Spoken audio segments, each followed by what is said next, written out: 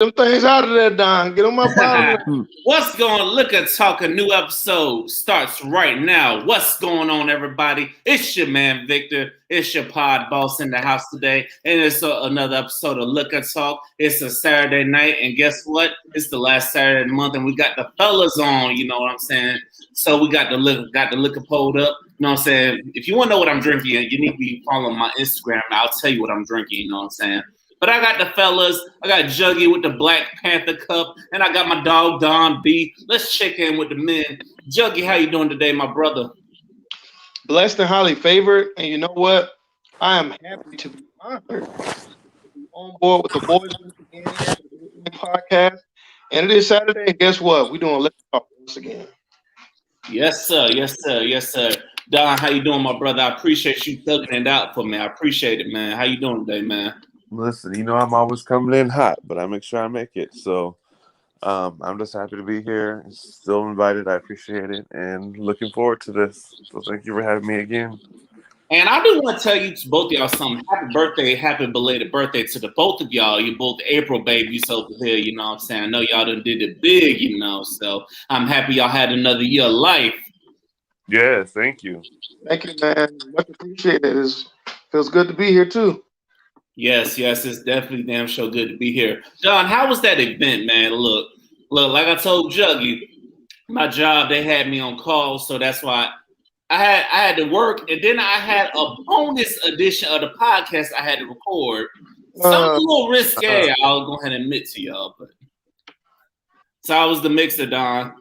It actually went really well. Very excited about the turnout that we had. So thank you to anybody that came. If you are listening. Very nice turnout. Everything kind of came together. There was some, little bumps and stresses along the way as with any good event. But that just makes for a better, experience. So we had a great time. Hope everybody had fun. Thanks to all the artists that came and performed for us. And yeah, it was good. We can't wait to do another one for everybody. So maybe hopefully the next one, me and Jug will get on a road trip. Be there for you, dog. Definitely. There'll be like monthly events, so this will be plenty more for y'all. What you said, Juggy? I can't wait, man. We're gonna have to do a live show or something. Yes, sir. We definitely gonna do a live show. You know what I'm saying? I can't wait for that next event. And ladies and gentlemen, this is Liquor Talk once again. Go ahead. Thank you for following us. If you've been rocking with us for a long time, we've been doing this thing. We want to thank y'all. Remember, the more you drink, the better we sound. But ladies and gentlemen, fellas, how are y'all feeling after the first quarter of 2021? Vent to me if you need to. Let's go have a venting session. You know what I'm saying? Go ahead and vent. Get it off your chest. How y'all feeling about the first quarter of 2021 now that it's in the books? I'll let you dive into it. I feel like you got a word on your heart. So for me, first of all, I'm grateful. None of us don't have to be here. We've lost a lot of soldiers, a lot of beloved celebrities, family members, friends. A lot of us still have not recovered from COVID. I'm in my right mind. Still have somewhere to live. I'm still employed. I'm still active and moving upward through it all. And, earlier this week, we got a little victory. We'll talk about that a little later. So I'm excited, man. I think it went really well overall. Yes, sir. Yes, sir. Don, how you feeling, man, after the first quarter of 2021? I would say hopeful. I feel like it's going. It's kind of the scary economy of like all these people we're losing is a lot for me. Like these celebrities, I feel like it's going quicker and quicker and quicker, and so I'm not quite sure what's behind that. We've lost, quite a legendary amount of legendary people in a short amount of time. So that's not really cool. But outside of that, I feel like, it's moving right along. The people that got their shit together is. I feel like now's the time, basically. Now's the time to do the work and push because it's not going to get any easier out here. So, it's a little bit wild, but I feel like if you buckle your seatbelt, let's get this done. It's not going to get any easier, so let's not even complain about it. Let's just figure it out. Keep moving. I'm hopeful for it. I'm hopeful for it too, y'all. I definitely agree. You know what I'm saying? I feel like the first quarter for me went rough. You know what I'm saying? Having COVID, defeated it. Yeah, I'm happy I defeated it, but I wasn't too happy about missing 2 weeks of work and stuff. Yeah. And then another big victory came when I got another job to and making it out of Jacksonville. No offense to your hometown, Joe, you know what I'm saying, but Hey, it wasn't good for me, you know. It's like I miss Mama's hospitality, but it was like 4 individuals that kind of ruined it for me, you know what I'm saying? And one of them I thought was gonna be the love of my life, but now one of them is like you forgive, but you're like looking like now you're like I'm like, what the hell's the point of trying with you women? But you know what I'm saying? I forgive and forget, but I will say to those people who ruined it, your time is coming, you know what I'm saying? What goes around come around, you know what I'm saying? So I forgive, but you know what? I'm stronger for it. I made it out. You know what I'm saying? But it's just if the opportunities would have came, I would have still been there.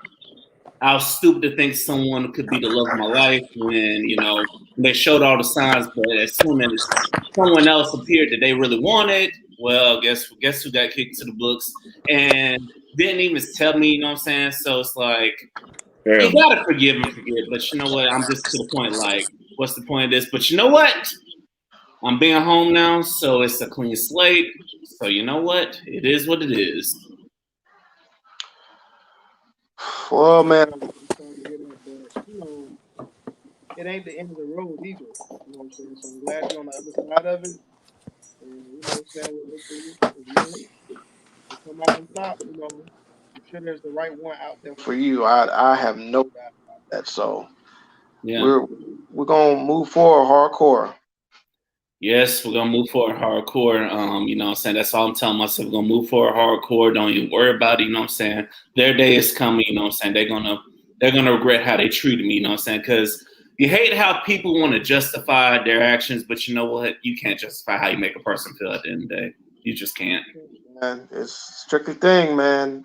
The way people treat the other people, but they want good treatment themselves is something else. Yes. It don't make any sense. Like if you expect good treatment, then you got to be upfront with people, and also you got to give people the opportunity to make it right. And also, if you don't have it in you to be a blessing to somebody, don't complain about it. We're gonna get into that further. You know what I'm saying? So looks like Don. We'll wait for Don to come back. But ladies and gentlemen, this is Liquor Talk. So you know DMX had a funeral today. So what is your all-time favorite DMX song? Man, I had not really listened to DMX like that as of late. Um, I can't remember the name of the song is, but it was on his first album. It's Dark and Hell is Hot. Mm-hmm. It's something about either let me fly or let me die. Let my soul rest. I have my breath. If I don't fly, I'ma die anyway. I can't remember what the name of that song is. I have to look it up, but Yeah, I think I know the name of the song you talk about. I don't remember it, but Don, inspired by your podcast, Don, what is your favorite all-time DMX song? Because you know they had the funeral today. Oh man, I still can't with that whole situation, to be honest. But my favorite DMX song, it's so hard. There's so many. I got the first one that comes to mind. I don't know.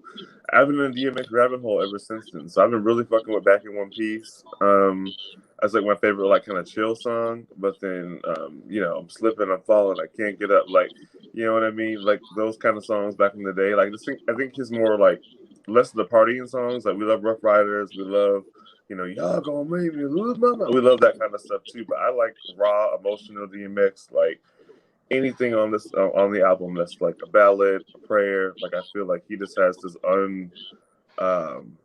unballed up passion that's just like I've never seen anything like that kind of energy before. It's just honest, 100%, and it's just you can feel it through whatever you're listening to. Like I don't know if you saw that viral video of his like prayers that were going something like a loop while his prayers went around. Like it shook me a lot. So I don't know. We lost a really amazing person, a deep soul, and it's just that one really got me for sure.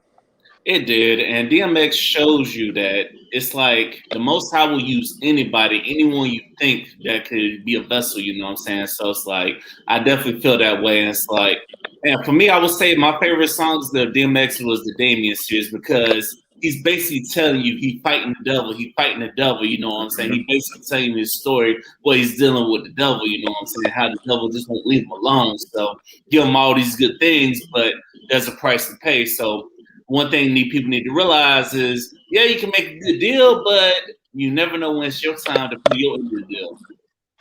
Yeah, absolutely. Yeah. So now, now stay with your podcast, B. What's the song y'all bumping right now? Y'all can't get enough of. Say it again. What's the song right now y'all bumping yet that's really going hard for y'all? You know what I'm saying? Staying with them, your music podcast. I don't know, but I feel like I'll give y'all one. Back in Blood by Pooh Shiesty. I've been rocking that one hard.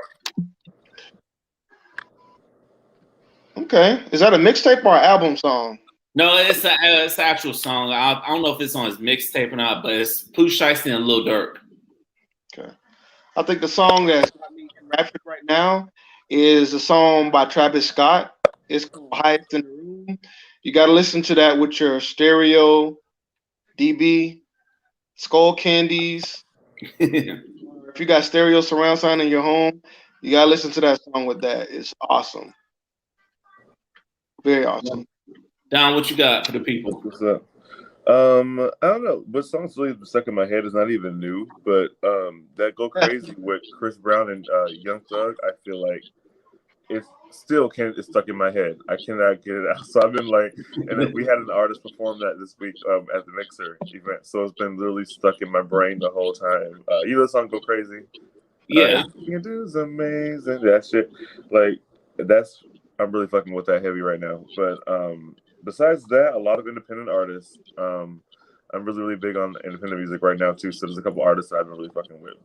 But mainstream, I've been going crazy with the Young Thug collab. It's no pun intended. I feel it. Hey, ladies and gentlemen, this is Liquor Talk. Now let's get into some serious shit, y'all. How are we feeling about yet another person getting killed by the cops a day after we get the verdict of Derek Chauvin getting thrown in jail, found guilty of killing George Floyd?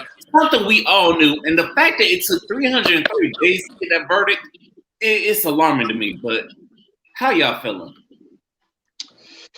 I mean, in a long term, I guess at this point you got to call it a war. If people are dying, it's a war. It is a victory. It is important.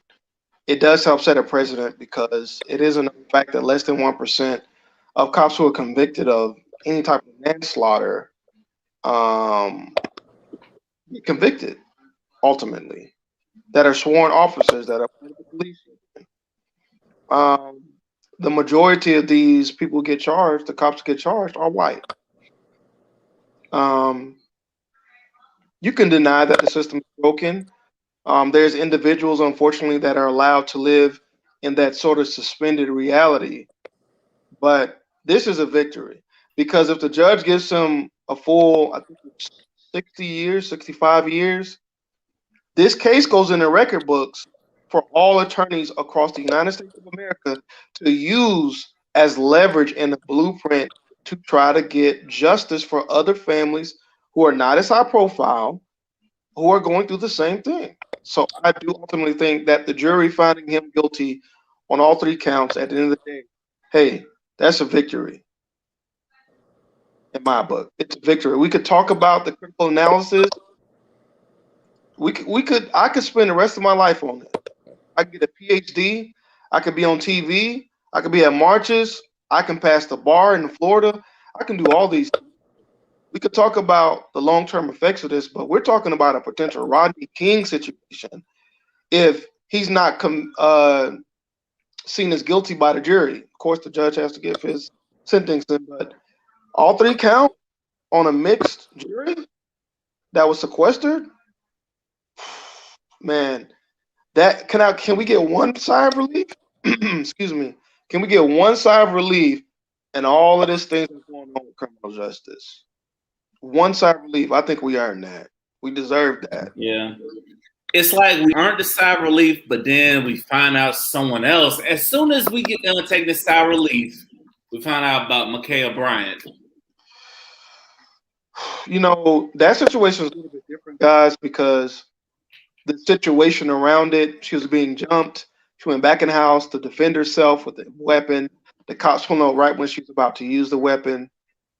The only thing I could tell y'all from my perspective is there are medical and psychiatric professionals who, in that same situation, I'm not going to say nobody wouldn't have been hurt. I can't guarantee that. But everybody, and I do mean everybody, would still be alive for their families to still love on them. This idea that we got to shoot first, man. You know, I know we don't have a deep show, but shoot first at everything? Kids too? No, hold on. I feel like if it's black, shoot first, because you see all these other criminals, these white criminals, other races of criminals, they getting taken in alive. Don, get in here. What you think, man?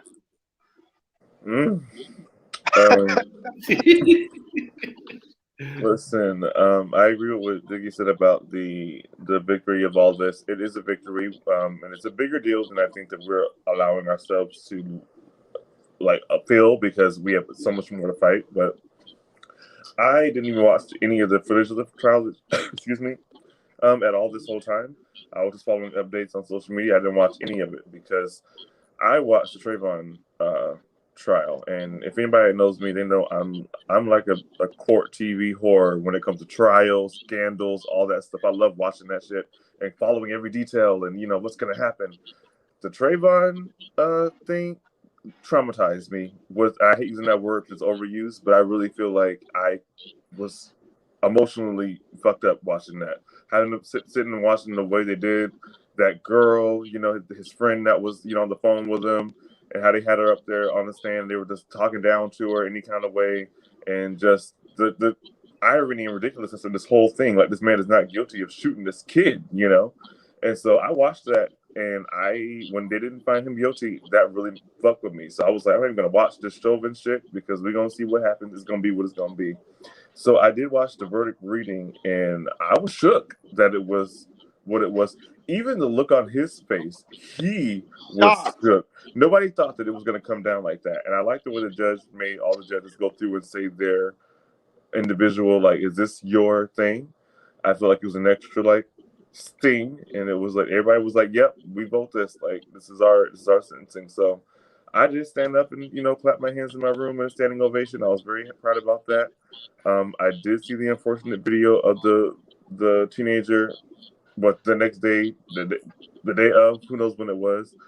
And that messed me up as well, because I'm just so tired of seeing that kind of stuff. And it's just, God, you would think it was like a rabbit or wolf or something. It was like you see kids fighting, and it's not even a question. It was nothing to just be like, pop, pop, pop, and everybody there is in shock. Like, did you really just shoot this kid? Like, and it's no remorse, no blink. It's like, that's the default. And so I don't believe in, I don't want to get too deep.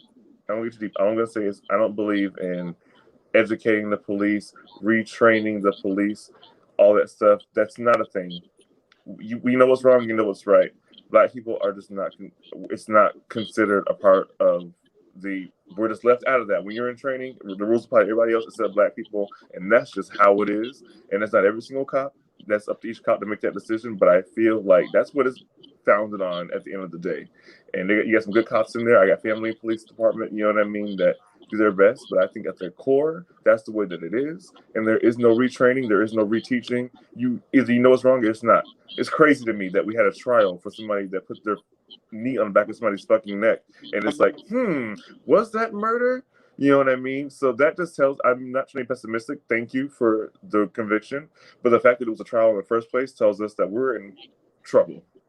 Like, we should be a sigh of relief that they're helping, but we're not, I don't think that we're moving fast enough like we should be moving. Like, people still have to decide this is wrong. And it's like, how are you deciding this? Like, I don't get it.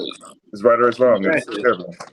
Sorry. And it's just, And no, I totally agree with you. And Trevor Noah said best, this is working how the system designed. And then you have our president telling the people, oh, not to riot and stuff. How about sending some condolences to the people family? What kind of president are you like? Why do you give a damn more about these buildings than the family that just lost a father, that lost a son, that lost a cousin or brother, you know what I'm saying, at the hands of the police for no reason? It don't make sense. You got to break a few eggs to make an omelet, and niggas have been those eggs since the beginning of time. And so I'm sure there is a little bit of compassion in there, just like condolences here and there. But at the end of the day, yes, them buildings that are going to get burnt down and ruined and destroyed mean a lot more to them than the life that was lost. So it's like, here, shut up. He's guilty, okay? Can we all calm down? Fine, you know what I mean? But there's no real, haste in figuring out what the problem is. It's just like, I feel almost like they threw us a bone with the Chauvin thing because they knew, like, it was on. Niggas would burn the town down. So let's just leave them alone and give them this one. And, we'll take it. It is what it is. I feel that. I feel what you're saying on that, man. It's a dirty game, man, that you get paid. You can retire, keep your pension, keep your benefit, and think about the fact that it's crazy when the average American worker don't even have a daggone pension when they retire. Pension? You might be lucky if they say Social Security is still real and around at that time. Right. They get a Social Security check. Maybe. But they keeping a pension and benefits, so they don't have to pay for insurance? We paying for them to do that? Paying for it. Exactly. And then another element that pissed me off is these NFL teams that want to speak out about it. Once the verdict came out, they were posting statements and stuff. I'm like, why the fuck y'all posting statements when we see how I didn't forget how y'all did Colin Kaepernick back in the day when Colin Kaepernick took a knee, you know what I'm saying, against this police violence against black people and stuff. And then they say, oh, it's disrespecting the troops. But did you see the video of what happened to the officers? How the officers harassed that black troop that was in his army gear, and they only got fired after the video went viral. I'm like, so something has to go viral for y'all to make it right? Yeah, I saw a video the other day, and it was a video of, and it was a reverse situation. I don't know if y'all saw it. It went viral of the police officer that got killed by that guy when he pulled him over on the side of the road like a couple weeks ago. I didn't see that. Well, of course he didn't, because it was a white man that did it. So had it been a black man, it would be all over the place. But this was maybe 2 weeks ago. There was a viral video that just freshly happened. The guy pulled over. This dash cam footage. He pulls the guy over. This guy in a big old truck, whatever. They're on the highway. He's talking to him on the passenger side. Real calm, real nice, of course. Just like, hey, how you doing today? Oh, yeah, we're just saying, we're going a little fast, so we want to make sure everything's okay. And God rest his soul, so I'm not trying to mock him.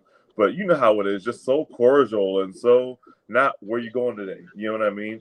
Just over the top customer service politeness with this white man. And then he's like, and then I guess the guy had a gun in the car with him. Like, not when I say a gun, an AK-47, by the way. It wasn't like AK-47 Bill 9 or something. He has this assault rifle in the car. And so you hear the police officer go, "Oh, I'm sorry. Can I ask you one question? Is that oh, do you have a firearm on you? Do you have a firearm on you?" Okay, that's what he asked him. And the guy's like, "Yes." And he's just like, "Okay, would you mind just putting it away while we conduct this?" And they're like, asking him all politely. The guy's like, "Sure." So he's going to get something. Like, he's going to walk back to the police car. The guy hops out the car, shoots him right there. The police officer's last words are like, "Oh, shit." And he goes down. The guy goes up, boom, shoots him in the head, make sure it's good, throws the gun back in the car, drives off. End of the video. It's very graphic. They do a manhunt? I watched that video. The comments were all going crazy, but it wasn't no mass media news. I haven't heard nothing about it. I'm still scrolling to see. I was looking today to see, so did they find that guy? Did anything happen? Like, it was just a crazy video, and everybody on there was just like, serves him right, yeah. Now you see how it feels, and da. And I'm like, we don't need that kind of energy either. Like, this is craziness. You know what I mean? So it's like, link, man. You got to send me that link later on. It's on Instagram. And so, like I said, it's not an anti-police thing where I'm like, I'm not happy this happens to this man. That's terrible, also. But it's hard to watch because it's just like he's handling this man with oven mitts on. Like, it's just to listen to him being so nice to this guy, and then for this to happen to him, yeah, it's messed up. But it's just like we don't get that same kind of. We really don't. I don't want to end up in this personally in the headspace of, well, it happens to us all the time. So now you get a taste of the medicine. Nobody should be. It's all senseless. You know what I mean? But because it happens to us so much, it's easy to fall into that mindset, and it's dangerous because I just feel like it's getting very us versus them, and it's not getting better. We can have as many Kumbaya commercials as we want to. Starbucks can post Black Lives Matter all the hell they want to. It's just getting worse. Hello. Man, sorry for that nugget of positivity. Good luck, everybody. God bless everyone. Man, I think sometimes when I'm out in public and I can see the way, maybe a white person looks at me, or they go around me, or they watch carefully all of my movements. And I just wonder sometimes if they've ever sat down and thought, what if somebody did the same thing to them? How would you feel if it happened over and over and over? And it happens so much that it just becomes normal. But even though it's normal, you still feel so uncomfortable. You really do. You really do. And honestly, that's why I get to the point where it's like, the Asians on the beauty supply stores are ran by the Asians. I done got to the point. I done stopped fucking with them, you know what I'm saying? But for that same reason, because it feels like they just watching your every move and stuff. So it's like small owned business shops, unless it's black, I'll be in there. But it's like small owned shops, I just like kind of stop fucking with y'all for that exact same reason. And it's like this system is definitely like bleach. It's working how it's intended to work. It's like we don't know what the hell is gonna have to happen to change. It's getting to the part it's hard to be black because I've heard young black boys talk about how they're not gonna go get their driver's license because they hear the stories how police officers fucking with black people and stuff. And did you also hear this story about how police officers, if you get like a high-end nice car like a Mercedes-Benz or a BMW or a Maserati, and I've heard black men saying they got stopped more by the police when they were in that kind of car than another kind of car. And then another thing, in some states, some officers were pulling over kids on bikes. So I'm like, what the fuck can you do as a black person? Listen, I was in Dillard's last week. Dillard's. First of all, don't nobody shop at tired ass Dillard's unless it's a church anniversary, Easter. We go there for very specific things, right? So don't act like y'all are out here really doing that big Dillard's. But anyway, I was there. I had a client and I had to get some pieces for him, right? Very specific, like a dress shirt, something else. And he's a bigger guy. They have bigger clothing. So I was like, oh, Dillard's will have the size that I need. They have a nice like, big and tall section. I walk into that motherfucker, and the second I walk in the door, like it's boom, all eyes. I'm in a big and tall section. The woman that's working comes over, little Hispanic woman. She comes over. Well, you're not big and tall, are you? No, I'm not big and tall. Can I help you? Oh, no, because I had no patience for it. So I knew exactly what you're doing with this. Like, niggas don't shop for other people. You know what I mean? You're like, what are you doing here? You don't shop over here. Like, obviously you're doing something wrong. And I was just like, nope, I'm not. Kept on shopping. And then she was like, ha, she laughed at time. I was like, can I help you with something, ma'am? And she was like, oh, can I help you? I just want to make sure you're in the right department. You lost him. Have you turned around? Like, I can't read. Like, I don't know where I'm at. Like, as you're talking to me, the security person's across. I don't peep him. He's staring at me the whole time. And you got a loss prevention person over here faking to be a customer. I work retail. That's my degree. I know who the undercover person is. 3 of y'all have surrounded me the whole time I've been sitting there just shopping. And you were the one that they picked to send over to make a stupid joke to make sure I wasn't up to no good. Like, I buy the thing. I go up to check out. The white man that I go to check out with doesn't want to finish it. He's like, oh, you can go check out over there. I go check out over there. What? I'm checking out. The people in the background are still watching and looking because now I'm irritated. So now they're looking like, oh, what's going to happen now? And it's just like, am I really doing all this in 2021 in Dillard's raggedy ass of all places? Like, it makes you not want to go nowhere. You know what I mean? And then if I act an ass and tell you how I really feel about the situation, you're the villain. Now it's you're an angry black man. Now I'm on TMZ. You know what I mean? God forbid a hashtag. And it was just like, it's a very frustrating place to be, except for somebody like me, because I feel like I'm very well spoken and reserved, and I just mind my business, keep it moving. I don't have time for that. But I was like, I could really just turn this whole place upside down for the fun of it, just because. What are you looking? Why is am I a zoo animal? Why is everybody focused on me? It's packed in here. Meanwhile, these people are stealing over here, I'm sure. But it was all four associates. It was just watching from the racks the whole time. Like, Bruh, it's crazy, that man. reason you just told me right there is the reason I said I would never work. I worked in security for my second job. That's the reason I said I would never work in a mall or retail security or visual security again. Because even when I worked as Macy's as their shop or whatever, they would, if I could go in the camera room and watch these old ass white ladies watching the black people, they going close up on the black people. It's like, that's why I said I can do this shit, because I've been to cuss y'all asses out. Like, why the fuck y'all get ganging up on the black person for, huh? Like, and also I worked in the dealers too. It's like, and then I'll have the manager say, "Can you watch that person right there?" I see that person, they just chilling, man. You know what? But yeah, you have some other people that you're not focused on. They the ones stealing and stuff. I done seen people of other colors, like they got the whole, they got the baby stroll full of shit and stuff. Guess what? They were white. Y'all so focused on us when it's the other races of people doing the damn crimes. You know what I'm saying? I felt that. It's bullshit. I got fired from a retail job because money was missing from our register. Things were coming turned up, and we were missing like thousands of dollars of merchandise. I was fired immediately. There was no sit down conversation. There was nothing. I had never been in trouble with that job. I was the number one employee, and I've been there for 2 years. They took me to the back. Did they have footage of you though? They put me right. What do you say? Did they have footage of you doing stuff? Did they have it on camera? No. That's some bullshit. They said that they had it, but I never saw nothing like that. They took me to the back, we sat down, and that was it. Just like that.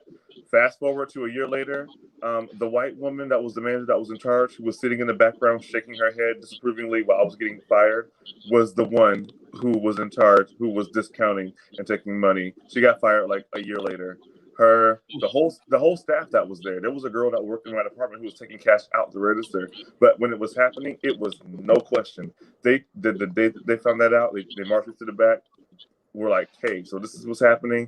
We know that it's you. We've seen the cameras and da da da. And I've never stolen a penny in my life. I don't get down with. That's one of the things I don't steal. Don't do it. And so I was just shook. Like, we had this whole back and forth. But with me, I was already offended that I was even accused. So whether they fired me or not, I was going to quit, because I was like, who are you talking to? Like, are you serious? Fire me. And then next thing you know, they ended up firing her. Found out like a year later that it was her. So I've directly been victimized by white women in retail spaces, literally. So it's crazy, man. It's we just got to be careful. I don't know what to say. I don't want to say be respectable, but I don't want to say go off. Do whatever you want to do in the moment at this point. It's the context of it, man, because it varies from when we go shopping.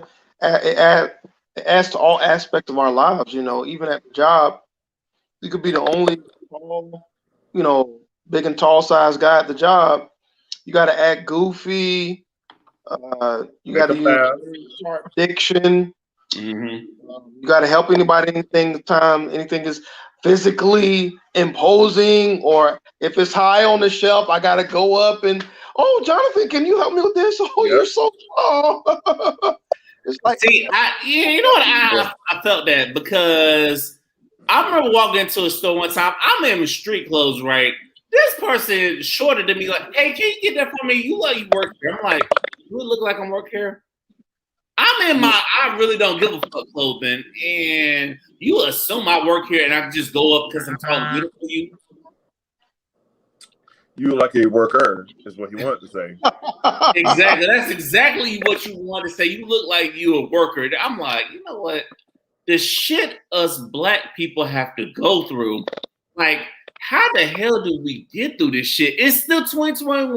We're talking about this shit. This is ridiculous.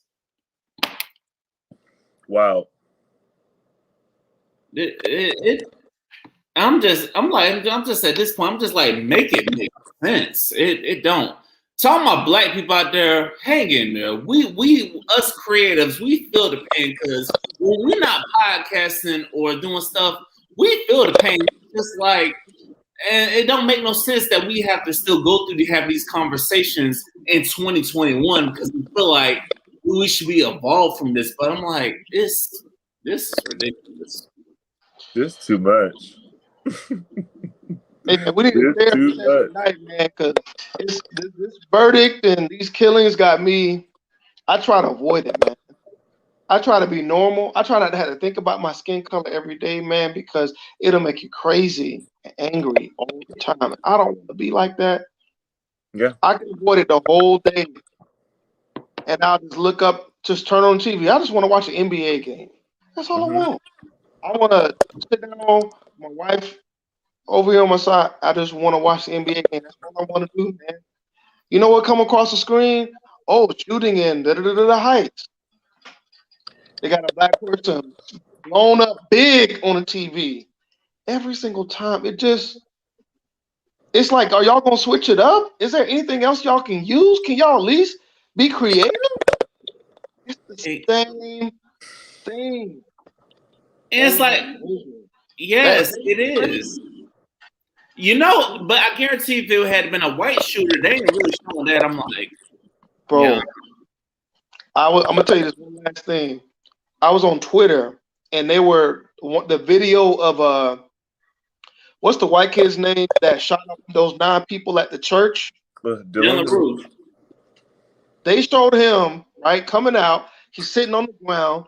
They come wipe his forehead. They give him water. They pour it up for him in his mouth. They went and got him some food. Burger King. He just killed 9 people. Not in the backyard in the woods, at a church service. The church of all places. He went in there, prayed with them. How do you pray with somebody then killed him? I don't care what nobody say. That's demonic. That's like the most bone-chilling part of the story. Like, to imagine having somebody in and welcoming them and being like, "Oh, welcome, come in, pray with us. You need some help." They were probably coming from like such a real place, and then I'm done. No, I'm scared. No, I agree with that. I'm like, how you walk in there and say I didn't really want to do it at first and then do it, and then the cops give you customer service. They taking care of you. They pampering you and shit, and then they get your ass Burger King. But then I saw another video of another shooter they caught. They have him arrested. They give him medical attention. They give him water. I'm like, so y'all take care of your own, but let him in somebody black. Y'all trying to kill the motherfucker. This is some bullshit. This is the bullshit we deal with.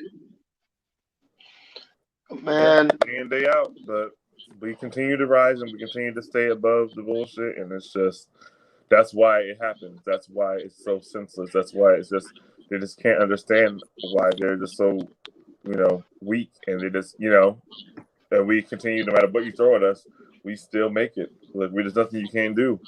Like, last thing I'll leave y'all with is I refer to this job that I work at all the time, and I do it so much that I try to leave them out because I feel like now people know who the people are that I'm talking about. But there was just a situation when I worked with all older white people, and I just remember having a real struggle working there. You know what I mean? What Dougie was saying about having to be everything. I got to be the physical person, getting up on this rickety ladder because, these older white women are going to do it. Can you do this for me? I gotta make all the jokes. I got da-da-da and tap dance and then make everybody laugh and keep the mood light and whatever. I gotta console you whenever you're upset. Don't let a black person walk in. Now I gotta be the person to deal with them because that's not even, And so it's already a lot dealing with that. And then I was dealing with a lot of financial issues, life issues, what I want to do with myself, where am I going next? Just really struggling. And I still made it every day, smiling, sometimes crying on the way to work. I had so much going on this time. And a person that worked there, she was in a position of, managerial position. And she got, she got a promotion, got this new job, this new offer. I had created the position. I was like, I would love to do this for the company. I think we could be doing this, Y, and Z. She's the manager, so bring it to her. Okay, fine. I bring it to her. Now it's her thing. She makes this whole, we're going to call it this, we're going to call it that, whatever, and that was her dream, whatever. That's fine. I'm pretty sure I figured it out, but whatever, you can have it. I just want to do it. Let's do it. We have a meeting, and she has like a breakdown, like, and I guess she had like, I don't know what the disease was. I called it white women's disease, but it was a real disease. Oh, she has shingles, and I don't want to call it out, but I was telling everybody, she's like, what's wrong? What happened? She like passed out at work, had to have a whole week off, and I'm thinking it was like something real serious. It was her anxiety because of what the new role was going to bring to her and all the new responsibilities she was going to have. It was just so much for her to take on that it just caused her to just, faint. And she just needed some time off and it's been too busy. And we just, talk to her when she comes in. Don't give her too much. Like, don't get her overwhelmed. And I'm like, she didn't even come up with it. I came up with everything. You know what I mean? Meanwhile, nobody's even acknowledging that it was my idea in the first place. I'm doing all the work anyway. She doesn't want it in charge. What are you overwhelmed for?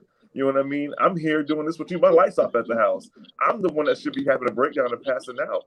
And I just will never forget that because it was like nobody knew the struggle that I had just to make it to that job every single day. You know what I mean? Just to be there, exist there. And you're getting a week off of work because you're anxious about a new position that you didn't even come up with. Like, it's just the peak of white it's that guilt. Taking. Like, you're overwhelmed because of an idea you took from me. It's the guilt. The guilt that she felt from ripping that from you. And she called it anxiety. It don't take nobody a week to get over and man, you know what? That just tells you one thing. Those people, they ain't built like us. You know what I'm saying? We got the weight of the world on our shoulders, but we ain't crying and bitching about anxiety. You know what I'm saying? We got all these issues staring us in the face, but we here on the clock getting our money because we hustlers. We got that mentality because we some kings in this motherfucker. Yeah, we never had no choice but to thrive, and that's where I was going with that.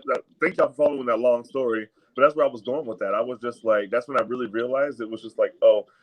It's the resilience that they can't take. It's the resilience for them. Hello, because they cannot function. They really cannot. You need a week off for something that's so simple. Meanwhile, I'm literally carrying this motherfucker on my back and trying to keep my life together. And that's we don't have a choice with that. Like, we have to excel, and so everybody ain't able. So it is what it is. Agreed. Hey, agreed. You hung in there, man. But they ain't built like us. It's just that simple. Ladies and gentlemen, this is Liquor Talk. The more you drink, the better we sound. And shout out to everybody that's reached minute 42. So pour it up if you haven't done so already. You know what I'm saying? I'm on the dark, Juggy on the light, Don on the beer. He on the beer, you know what I'm saying? We ain't gonna give them no names until they pay us, you know what I'm saying? Come on. Let's switch gears to some relationship topics. What do y'all think of people that would bitch about? Like, there was some men, I saw this on social media. There was some men that, let's say you go on a date with somebody and it didn't work out and they paid for it. What do you think about men that would send invoices to that woman like, hey, you need to pay me for this? You know what I'm saying? You had this, you had that. You need to pay me for that.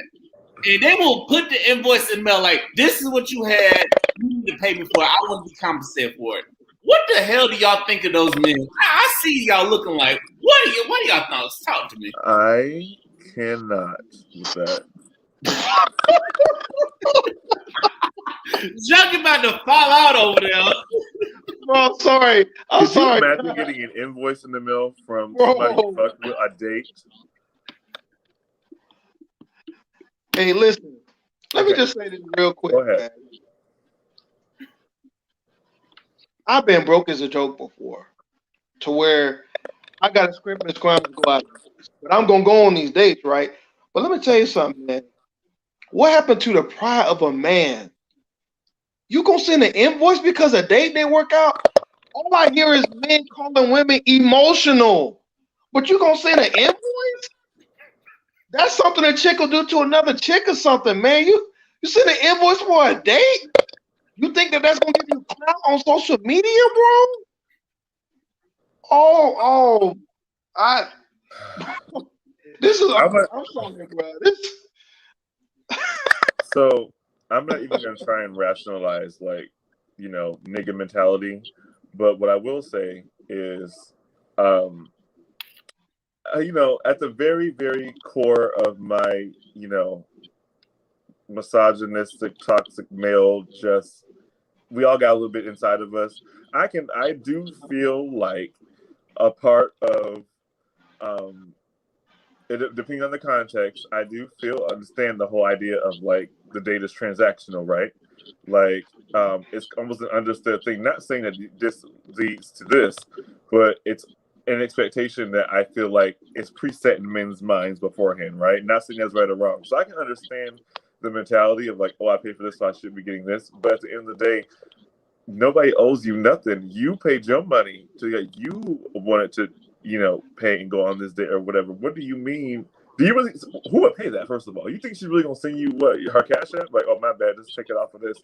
Like, I would be embarrassed for people to think that I was that strapped for money to send somebody an invoice for something. Like, it's like, so like I said, I wasn't rationalizing how guys think. I just know basic ass men mentality, and they feel like, whoa, well, I did this, so I should do. And it's like, you can feel that way you want to, but you look crazy sending somebody a damn invoice for a date. Like, you really do. You really do. It's like, if it's that serious, then y'all need to go ahead and establish from jump that, hey, we're going to split the fucking check. You know what I'm saying? And that also goes for women that pay for dates, but then use it as leverage to call a nigga broke. You know what I'm saying? Oh, you a broke ass nigga. I paid for more dates than you did. No, if that's really the case, then fucking split the check. Is it that hard to ask somebody to split the check? You know what I'm saying?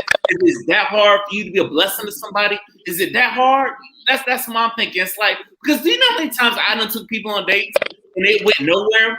How many L's I had to take in silence? Because you know what? At the end of the day, that blessing gonna come back to me at some point. Because that's the mindset how I believe that. At some point, it's gonna come back to me. And it's like, by me bitching about it, it's gonna fuck it up. You chalk it up to the game. You know what I mean? We've all had that happen. I spend money on dates and stuff that I'm like, oh, never talking to that person again. It is what it is. Like, I feel like, I don't know, man. That is so crazy to me that just the levels of entitlement are just going further and further and further. It's just like, you chose to show up, you chose to spend your money, leave it at that. I also don't believe in women having to be the one to pay for everything. To not be the ones to get paid for anything. But when pay for a date, I think that's fine. My rule is the person that asks is the person that pays. If you say, hey, we should go do this and this, you get this and this money, you know what I mean? I think that's just what I've operated off of in my life. It's just like, oh, you want to go do that? Okay, so what are we doing on this? But if I say, hey, I really want to do so. Let's go do X, Y, and Z, or surprise you or something like that, then it's expected that I will pay for it. Like, and if we both want to go somewhere and we go half and half, we go half and half. Like, I can appreciate chivalry, but I feel like it's healthy to do a little back and forth. It shouldn't be a thing of the men are expecting this and women are expecting this. It's like, there's some back and forth. Whose idea was this? All right, you got the check. It's some of you. So I don't know. That's just me. So what you think, married man? Right. So here's the thing, man.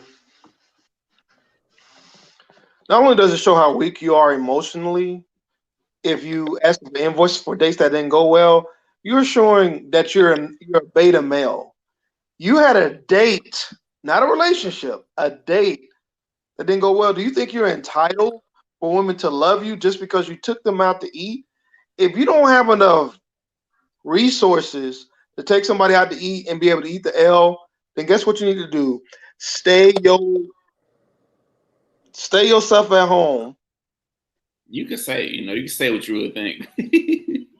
Stay your ass at home and watch some YouTube videos. Yeah, it's like, because I really had to apologize to women. We know all dudes ain't like that, but man, an invoice because of a bad date? That's crazy. That is so crazy. It's like, bro, you need to take us somewhere you can afford, honestly, to start off and be like, look, I'm balling on a budget. We gonna go to Starbucks or something like that. It's like, not every day you gotta spend money. That's what people feel like. That's what people fail to realize. You can take it to the park. You can take it to a free event. There's so much shit you can do for free. Or you can take us somewhere. You can take a bowling that don't cost an arm and a leg. Yeah, I'm very much and maybe I'm old school corny, but I am much more about the intent behind the situation than actually where we're going. and that goes for anything, relationships, friendships, even. It was like, ooh, it's your birthday. We're going to take you to this, casino and this nice place and do all these different things. It's like, cool. But if you take me to somewhere, if you remember a conversation that I had, like, oh, I love this specific kind of ice cream, and then we end up at that spot, you know what I mean? Or you ordered it and it came in, or something like that. Like, I feel like I'm much more with the meaning behind the thing. So it doesn't have to be something that breaks the bank. So if you're just listening to the person that you're interested in, and you can pick up those gems of what's special about the conversation, you can make that happen on any budget. But I think, people just assume, oh, I'll be basic. I'll get you some flowers and take you to Olive Garden, and we fucking or no? No, my nigga, that's the basic package. Like, she don't owe you nothing for what y'all did. Like, was that, So I don't know. It's weird. See, that's beyond the basic package. That's like lower than the basic package. The basic package is you just come over Netflix and chill and I have some food at house. That's the basic package. See, that's the new kids. I'm from the old school. We would at least try to go to, dang, can I get to go to? It's like I agree with the old school, but it's like sometimes you realize less is more, and I'm like, that'll work, okay. Yeah, I feel it. But nevertheless, fellas, let's get to another topic. What do y'all do? Let's say a relationship really works out. Like, what do y'all do if you propose to somebody and it fails? Like, what do you tell the man if you get down on in the public and you propose to somebody and they just say no? Like, what happens? Is the relationship over, or what? How can it be saved? What are y'all thinking? Okay, so let me tell you something. Before you propose, and by the way, I don't believe in women proposing. I don't believe in that either. Put back to the curb right now. Women shouldn't. We putting that out there right now. Don't women get on the knees, ladies. Make that man get on knee for you. No, you the prize. Listen, before I proposed to Crystal, we had talked about marriage. We had a plan. We were on the same page. Now, if you infatuated with a woman and you just go decide to buy a ring, I don't care whether it's from Walmart or that's Jared, I don't care where you got it from. If you ain't talked to her about no marriage, don't get down on one knee. Because you know what I'm gonna do? I'm gonna laugh like I'm at a Dave Chappelle show on the front row. I'm a LMAO. Oh. You ain't have a conversation, but you gonna propose in public? See, at least if we ain't talking about, I do it in private. I could just take my L from her, and I could go out into the midnight like Batman. But you gonna do it in public? You ain't have no conversation about marriage? You expect her to say yes because you want a thrill? Okay, bro. Go ahead, bro. You got it. Yeah, that was funny. Don, what you think? Look, first of all, that gives me so much anxiety anyway, being on either side of it. Like, I don't want nobody ask me nothing that deep and emotional in public anyway. But big proposals like that, they sound cute in movies, but I'm always anxious when I see, like, I'm at the the Magic game, and somebody's on the jumbotron, like, and the girl's on the spot. You know what I mean? That is like, I'm like, say yes. You know what I mean? Because this is awkward. I hate stuff like that. I feel like that shit is low key like emotional manipulation. It's like the next level of the what we're talking about with the date, buying the date and expecting to get something. That's the ultimate crown of that. It's like, I'm gonna do this big proposal. We ain't never said nothing about marriage, never told nothing. I'm gonna spring this on you, and now all these people are looking. It's a whole thing. You gotta say yes. I'm not saying that's what always happens, but I feel like people get more caught up in the thrill of that and the excitement of like making it a thing. And it's like, have y'all discussed this? Have we really talked about it? So they say no. Like, for me, I feel like more women maybe they should say no. Like, I hate that for the nigga, but like, remember when like Offset? Remember when he pulled that stunt on stage when Cardi the first one? They've been broke up so many times at this point, but the first time when they were going through their shit about breaking up, him and Cardi, and all that stuff, and he was cheating or whatever, and they were gonna get divorced, and it was this whole thing. And he showed up at her concert, walked on the stage with all these roses and cars and all this stuff, and was just like, "I want to do right." And everybody's like, "You gonna marry a nigga or what?" That stuff right there to me is not cool.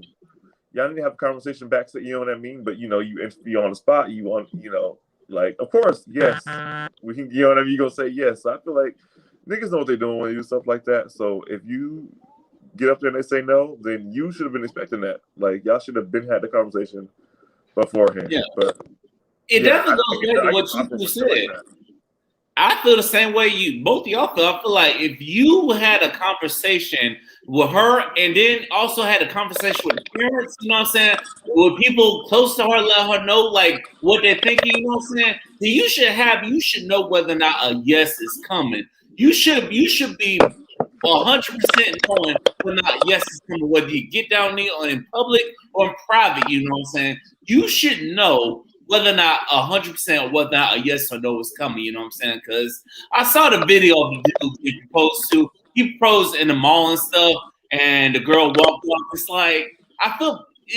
don't feel bad. I felt bad a little bit, but then I realized, bro, you should have talked to her. You should have communicated with her. This is how I'm feeling about you. How are we feeling? You know what I'm saying? You definitely gotta have that talk, you know what I'm saying, before you get down. And also, ladies, I definitely agree with Don. It hurt the man, but it's like, yeah, if you're not feeling them, say no, because it's like you need to have that conversation beforehand. You need to set the standard. You got to set the mindset. You know what I'm saying, beforehand. It's like I don't like the public humiliation, but you don't have to, because I'd rather you say no to me in public, but then compared to saying yes to me in public, but then a few weeks later the marriage is called off. You know what I'm saying? And that's why a lot of people get divorced, because you're probably marrying somebody you probably shouldn't have married. Mm-hmm. A lot of people do that. You feel forced, or you feel pressure, societal pressure, and I don't know. I think it's cringy to me. I'm just like, ugh. To Juggy's point earlier about the women though proposing. I remember when Chrissy proposed to Jim Jones on national TV. On Love and Hip Hop back in the day. When I tell you the top 10 most craziest thing I've ever seen in my life. Have you y'all never seen that? I saw it. The rapper Jim Jones? The rapper Jim Jones. Chrissy, his baby mom, I think. I don't even know if that's like her child. I'm not sure that's their kid together. I'm not sure, but they've been together, you know, forever and ever and ever. And on the first season of Love and Hip Hop, when they were on there, the season finale was she organized this whole proposal. They were following her, and it was like she was the guy in the situation. And they went to some club or something, and he's sitting there, and he's looking around. Everybody's like gathering around, and he's looking like, what is this about? She's shaking, getting down on one knee, talking about something. You are my rock, you my so-and-so. And I'm just like, stop, get up. And embarrassed. It's the most embarrassing thing in the world. And you know, he's being typical Jim Jones and full of nigga mode. He was just like, I guess she got to the point of, I'm tired of waiting for this nigga to ask me to marry him, so I'm gonna ask him. I think that's what she got to. But as a man, I'd be embarrassed too if a woman asked me to marry her. I'd be embarrassed. It was so uncomfortable to watch. Listen, can I tell y'all something as a person who's done a successful proposal? Number one, if you're listening or watching this podcast and you're thinking about proposing, there's a page on Instagram called He Proposed. Check out at least 40 or 50 of those videos on that channel on Instagram. Secondly, marriage isn't for everybody. Period. Marriage is not for everybody. If you can't stay committed for a lifetime with one person, and I'm a married man, if you can't make that commitment, that's okay. Don't get married. But if you feel like you want that, you got to realize that you have to respect the rules of engagement that comes with being married. Do you really understand what that means? You got to stick with the highs and the lows, the good, the bad, the ugly, the kids getting sick, growing old. It's a challenge. It's a beautiful thing. I wouldn't trade it for the world, but I know a lot of people say, man, I want to get married. But they're not really ready to get married. They out in the streets. They don't want to throw away their little black book. They don't want to delete the messages from their bro. It's not for everybody, man. So I'm just saying for everybody that's watching that really feel like they're ready for marriage, it's okay to make sure you're absolutely sure. Because once you say the words, you get down on one knee, and they say yes, you gotta, that's a big responsibility, man. People really underestimate what marriage really means, and you need to know everything about it before you decide to get down on one knee. And you definitely need to talk to the other person.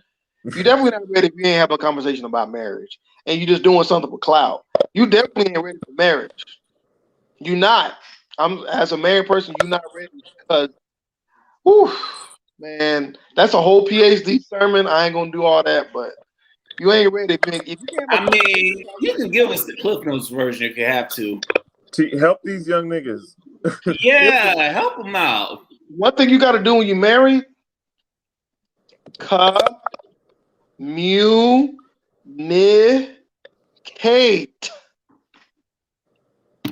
You got to respect that person's emotions.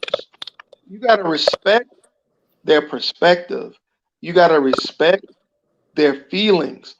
You might say something to that partner and they may not take it the way that you want them to take it.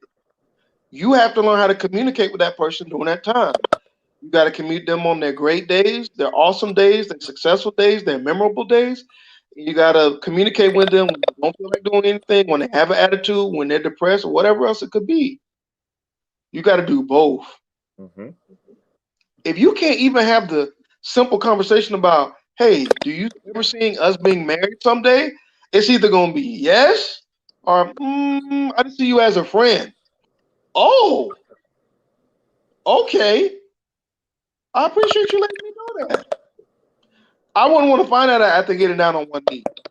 I would think I would like to know that before, but it's a crazy world where likes don't even equal dollars. It's not like they give you $1 for every like. I can understand if you're getting $1 for every like. Hey, bro, I understand, but you just doing it for clout for people just to see. Yeah. Yeah, you hit the nail on the head. You got to communicate, and please do not marry somebody just for the likes, because the likes ain't gonna be forever. You know what I'm saying? If you can't take the good with the bad, because ladies and gentlemen, the grass ain't green on the other side. Them Instagram couples you see on social media, them Instagram couples and stuff, they have their issues. You know what I'm saying? It's not real, bro. All these people, they go to these studios. They have whole sets up. They're like they're on a beach house in Cancun or Dubai or something like that. These people fronting for the gram. I didn't say every single person. Bro, I done seen these documentaries where these people got people hoodwinked like a magic show. Yeah. There's some people out there that's living awesome lifestyles, but most people aren't able to do that at a young age. Most, not all. If you see somebody they always on vacation, they never working unless they got a juicy fat inheritance. It's not real, man. It ain't real. You know what I'm saying? It's not real. It's like people are so caught up into the bullshit of social media. Like, fuck social media. You gotta live life. You know what I'm saying? And no matter what is at the end of the day, you gotta communicate. You gotta do what's right for you. And please do not propose if you don't know 100% sure that it's gonna be a yes, not a no, maybe, or maybe it's a yes, but the marriage is canceled a couple weeks later. Please don't propose. Don't do it. I've seen proposals and then the people breaking up ugly, doing their stuff outside. Oh, hold on. I got a better one for you. This is the last thing I promise. I'm gonna let Vic go on with the show. If you ain't lived with that person yet, Oh, hello. and you proposing, They always say hey, look, it's real when you live with somebody. different strokes for different folks, but hey, you need to learn.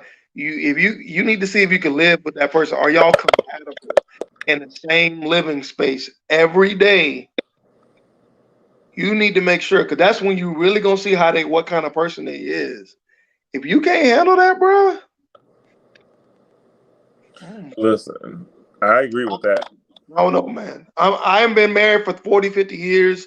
I'm not at that level yet, so maybe I could be wrong, but whoo, man. Ain't no could be wrong though. You're right about that. If you can't live with a person, then why the hell you marrying them?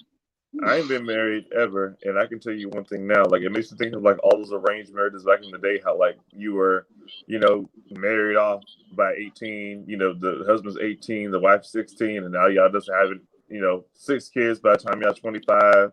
And it's that old school like kind of just stereotypical. The husband, because of alcoholic, he beating on the wife, she long suffering, he's out doing whatever, like that whole Papa's Rolling Stone thing. I think that's born out of that whole idea of this is what you do. Oh, now you're of age, you select you a woman, and y'all go get married and do the thing. And it's like you didn't get to know this person, y'all didn't live together beforehand. I don't believe in that whole don't give the milk away for free so you won't buy the cow, whatever the bullshit is. You need to taste that milk and make sure it ain't spoiled. Like, you know what's going on. And so I feel like that's what happens. I feel like all those stories and all that stuff back that you hear about with all that is just unhappy people being put together and staying together because that's what you do. Like, nowadays, make your marriage what you want it to be. If you want to live 6 months together and figure out what's going on, I think that's smart. Like, just getting together. And I couldn't imagine just being like, oh, we're married, we're going to move around. I don't even know you. Like, you don't know how they act in the morning. You know what I mean? How they have to snore at night. The little things that are going to get your nerves the rest of your life. Like, I'm sorry. No, you're right. Like, shit, I don't know what the fuck you're allergic to. I don't know what triggers, like, certain things in your health, So I got to be able to take care of you, you know what I'm saying? Like, if we're going to be married, I got to be able to take care of you, too, you know what I'm saying? In the sickness and the healthy. And say, you got to know that about me, too. So I totally feel it. So I don't see how people did arranged marriages back in the day, you know what I'm saying? Because I feel like, if I'm wrong, Juggy, you can correct me. I feel like it's the little things over time that would create the cracks and bother you. But like outside of security and stuff like that, I feel like the little things that you ignore in the beginning are what is going to get on your nerves later down the road. Maybe it don't bother you now that you want the fan on and she don't want the fan on. But that's going to turn to something way deeper down the line. You know what I mean? But people just think of like, oh, kids, house, security, we're good, we're doing the right thing, that's what you're supposed to do, right? And nah, it's more than that. To me, that's what I've seen. Mm-hmm. Would you agree? I agree, because let's say something like, let's just use a very generic example that used to be on social media, right? Leaving the toilet seat up. When she first marries you, you're on the honeymoon, you're like, oh, I'm not worried about that. But 3 years later, she might be pregnant, things like that. You still leaving the toilet seat up. You finna have a problem, right? It takes time. There's a book by Jeff Olson. It's called The Slight Edge. I encourage everybody to read that book. You can buy it off Amazon. It's little small things that compound over time. The little small habits that you create as a couple. At first, it'll just be annoying. But 5 years later, you don't want to find yourself 5 years down the road resenting that person for something that they've been exhibiting the entire time. Yes. So you got to make sure, again, it's okay if something doesn't work out after you had these conversations. That's the point of the conversation. Yeah. You got to be willing to, dive in and have that conversation first, because or y'all have the same goals. Y'all have the same faith system. Or does she go to church? Is she an early riser? Is he a fix-it person? Is he going to hire somebody? Is he a decorator? There's so many different layers to it, man. Yes, it definitely is so many different layers. And I will say this, though. It's like, from experience, if it's something little, you need to address it beforehand, before it gets bigger, you know what I'm saying? Because then a person will throw it in your face about why they're done with you. Like, hey, it's like, oh, I'm done with you because of this. Well, you know what? Maybe looking back, I should have addressed it with you, and let's have an argument about, let's fight it out to see whether or not before I bring you to my family, you know what I'm saying? And another thing, ladies, if a man brings you to low-key court you. Let's just go ahead and be honest, you know what I'm saying? Because, like I said, I learned from experience. And to my sister, I'm sorry I brought home a crappy woman to you. Like I said, hey, it is what it is. I told her how I see it. But you know what? You gotta know, no, that thought had just came to me, you know what I'm saying? But the little things, though, you gotta address it before, because little things can turn into a breakup. Yeah. Yes. No, when it happens, the person's always yelling, "But this gonna you deal with got something. where you got with me," and it's like, yeah, but that's back when we was, honeymooning. You have the sex all day, and the person could walk you worse the ground they walk on, and everything's cool and dandy. We taking trips, we eating good, we getting big together, and then 3 years later, it's like, no, actually, that's fucking annoying. Matter of fact, I'm sorry I didn't say nothing about it, but I'm mad now. So here we Hey, are. and let me give a special nugget for this. Let me give a special nugget to the fellas. You might find and fall in love with, a dime piece. She the baddest thing living. She could be Rihanna's cousin. Let me tell you something, man. Them being fine, that's only gonna take you so far. Yes, you have to be attracted to the person. Not what I'm talking about. That person don't have no character, personality. They don't have no discipline, bro. It's gonna get old real quick. Yes, it will. She can't work with you. You can't trust that person. It's gonna get old real quick. You're gonna find yourself, well, yes, she's fine, but that's it. Or hey, he's handsome, but that's it. I'm always paying for the dates. He always forget his debit card. That's a But good he card. fine. He look like Chris How you Brown forget though. the card? But okay. Hold on. How do you forget the card when there's Apple Pay now? You know, so or Android Pay? Come on now. Bruh, because they ain't got Listen. nothing in the account. That's why. You just described the plight of you described the whole premise of the Basketball Wives franchise.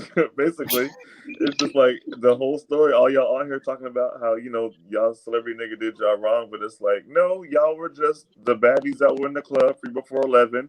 They selected you because of how you looked. Ooh, don't do And that. after six Do after it, 6 dog. years Fuck it. and a baby.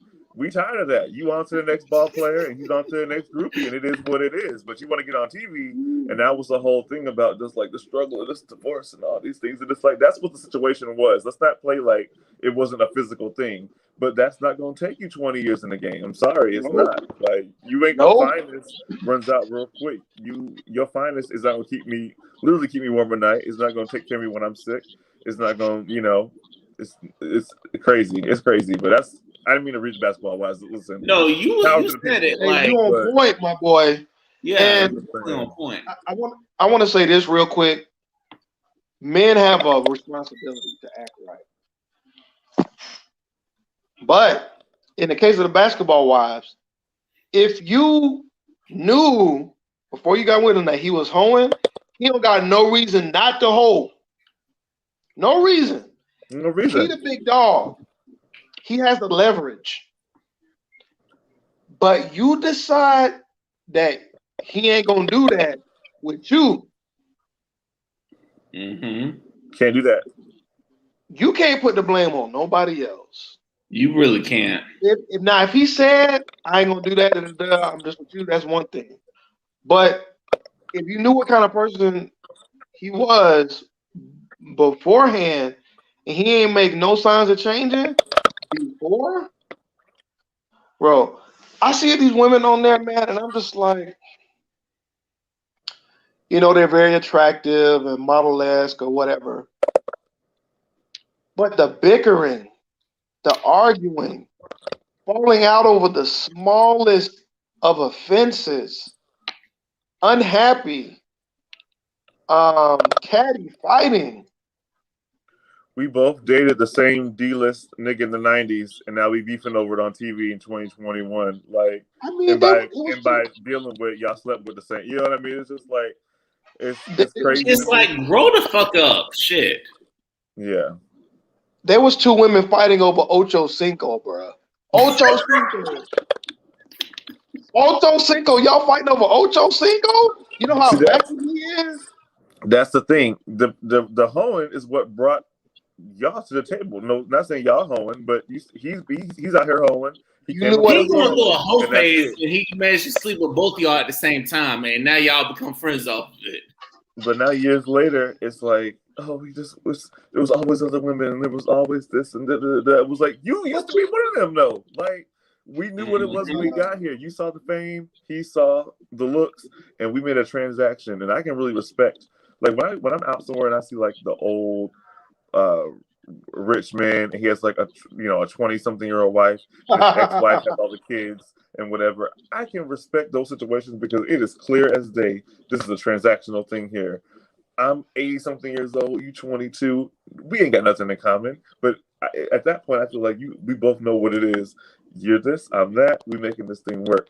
But people that try and go into it, you don't have to be that old for it to be like that. People do that at our age. You know what I mean? You go into it.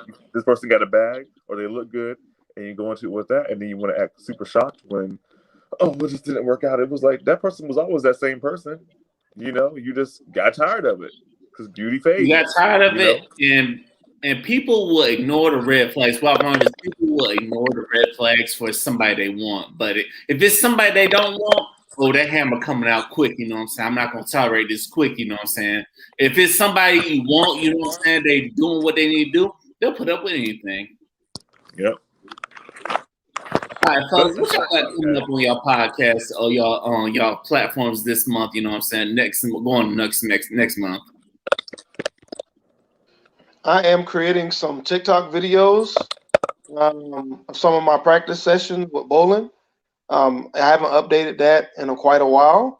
I feel like it's time for that. And on my show, sometime later next month, I will be covering a little bit of Orlando Carnival for Memorial Day weekend. And I will also, as you guys know, I'm politically inclined. That is a big part of my spirit and what I care about. We will be breaking down some of these race-based attacks and some Black economics for people in their local neighborhoods in Florida. So that is coming up for me on the BOJ radio side. Yeah, Don, what you got coming up for Off Black and the B Spot? Good stuff. We are moving and grooving over here. The B Spot is coming up. We actually have our Artist Spotlight series that I'm kicking off next week. So the first month, for the B Spot, February, March, that beginning stage was kind of getting a feel for like what people like, the segments, things like that. So now I kind of have an idea of how I want to arrange things. And so I got some artists lined up, independent artists that I'm super excited to bring on the platform and just have them share their story, tell us their why, kick it. I always want to provide a platform for that. So that's coming up on the B Spot. And then All Black as well. We're doing some more reformatting. Our next episode's a mental health check-in. I'll be out this Wednesday. We're just keeping it going, trying to just keep putting out quality content. I'm focusing less on the date and the time of it and more on the quality. If it takes a few days extra, if we skip a week and do another week, so be it. I want it to be good. That's what I'm on now. I'm really just on taking my time with stuff and putting out good quality content. So stay tuned. Follow me on all platforms, and you'll see all the information we got.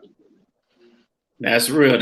Y'all already know what y'all got coming up on Liquor Talk. You know what I'm saying? I'm going to have some more people coming on. And also, I'm going to look forward to another session with the fellas. And there's going to be a new podcast coming out I'm going to be on as well as with my dog Blake, man. Me and my dog Blake from the Diary of a Mad Black Man podcast and, of course, the Black Podcast Club. Me and him got something cooking up for y'all. Y'all stay tuned for that. Y'all be sure to follow us. You know what I'm saying? Y'all definitely going to have a drop on that. And I want to thank the fellas again for coming this month. You know what I'm saying? I hope to see y'all again next month because we need these conversations. You know what I'm saying? 3 black men come together in these conversations. So, and if you want to join us, go ahead and hop in the DMs. We'll make it happen. Until next time, ladies and gentlemen, thank you for listening to Look at Talk. Remember, life is short, you know what I'm saying? So don't dwell on dumb shit. If some dumb happens, just pull it up and keep going because big shit popping, little shit stopping. You got to keep grinding until the next time we see each other. Deuces, y'all. Deuces, everybody.